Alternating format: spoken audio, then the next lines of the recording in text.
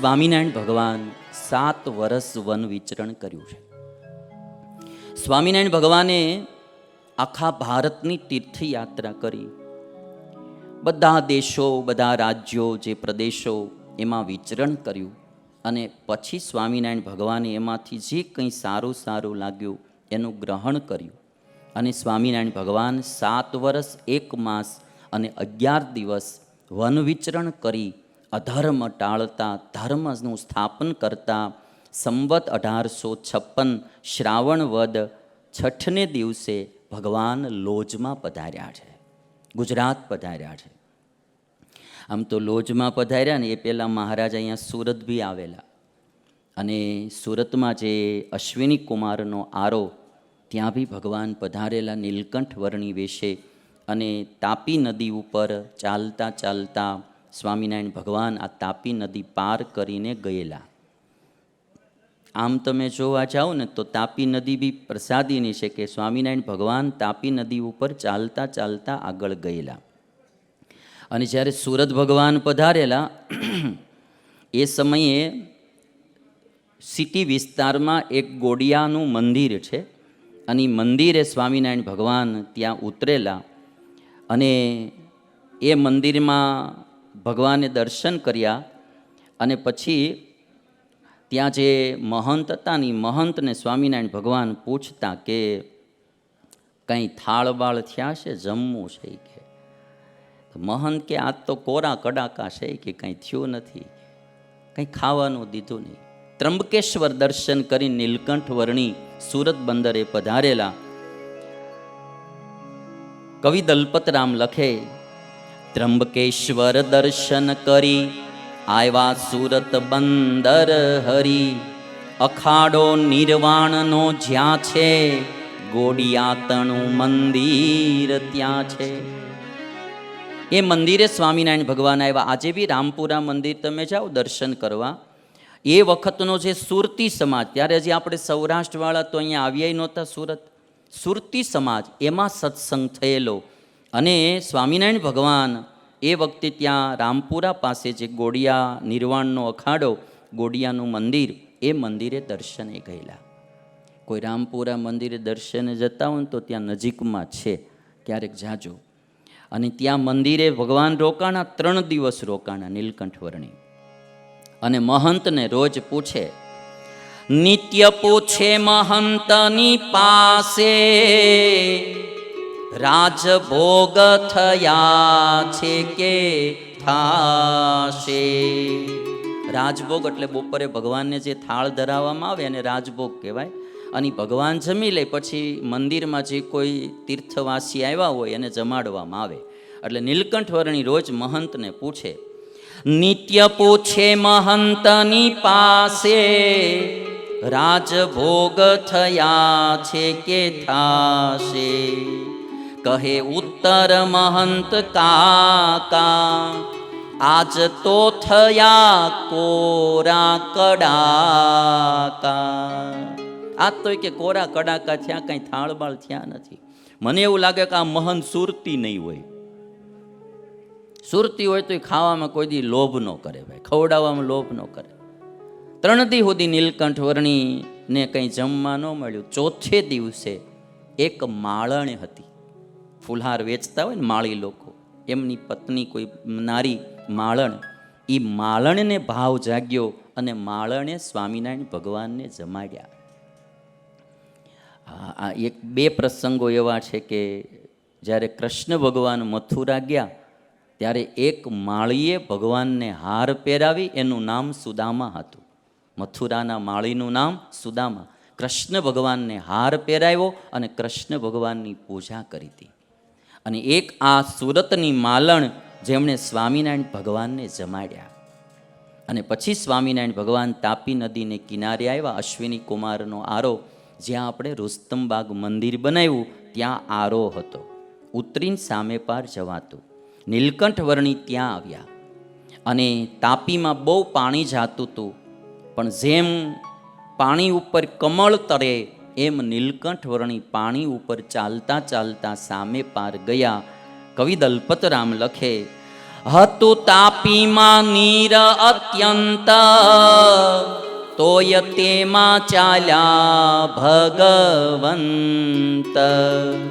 જળ ઉપર રહે પદ્મ જેમાં, ચાલા નીર ઉપર હરી તેમાં.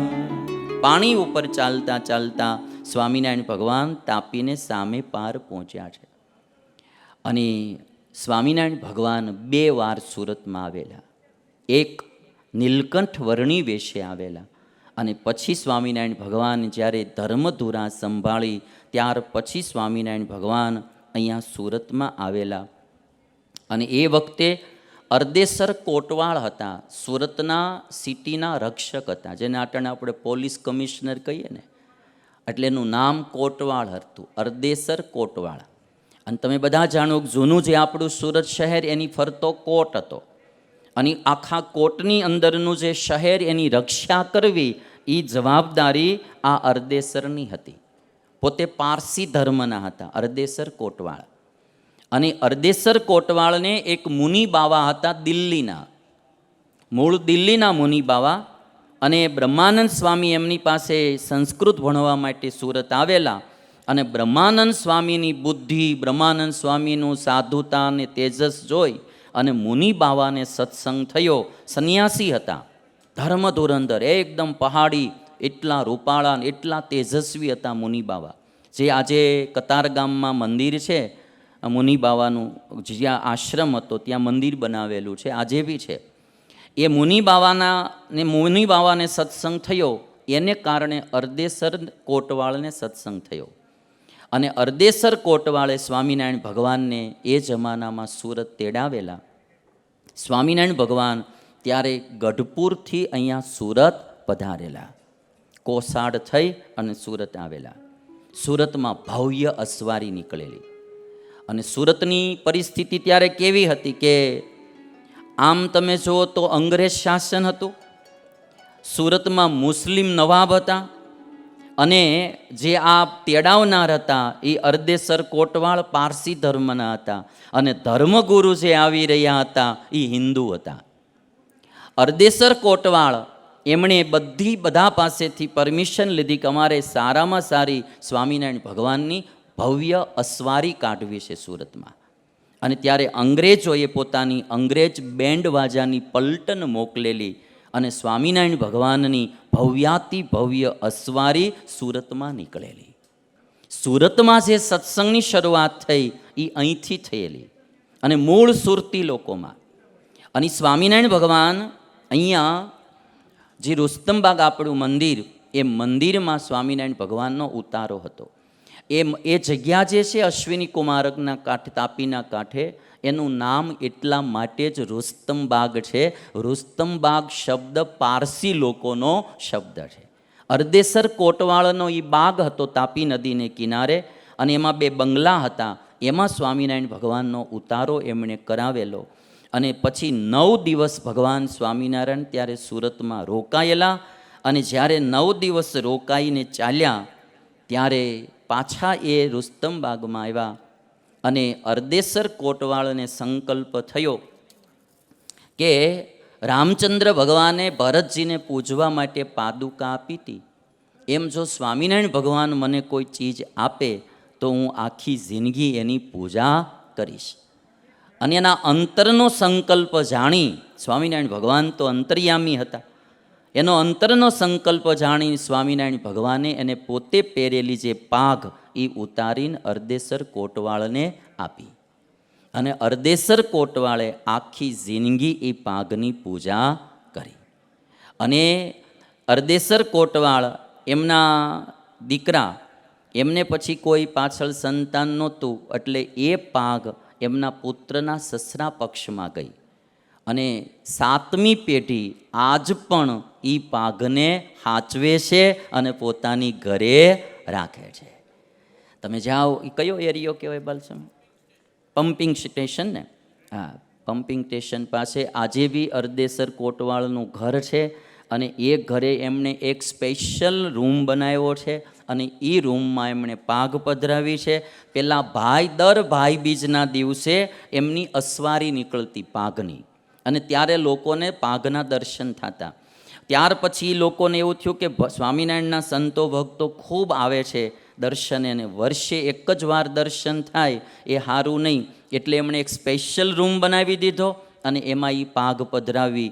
કોઈ પણ ગમે ત્યારે જાય, 24 કલાક એમના દરવાજા ખુલ્લા, 12 માસ એમના દરવાજા ખુલ્લા રાખે છે. પાઘના દર્શન તમને હું કરાવું. સુરતમાં છો તો ક્યારેક રૂબરૂ જાજો. અને અરદેસર કોટવાળની વાત પછી તમને કરું. આ પ્રસાદીની પાઘ છે, સ્વામિનારાયણ ભગવાને આપેલી.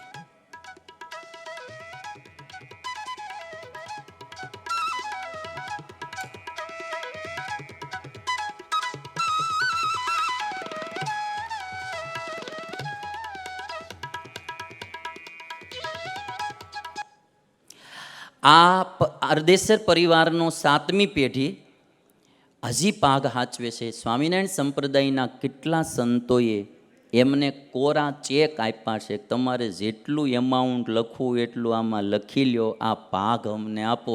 પણ એણે હજી સુધી પાઘ કોઈને આપી નથી.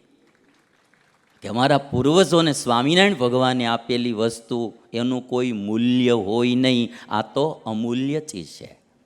એકવાર મેં રુસ્તમબાગની કથામાં એમને બોલાવ્યા હતા એ પરિવારને કે ભાઈ તમે આ પાઘનું બહુ જતન કરો છો, સ્વામિનારાયણ ભગવાનની પાઘનું.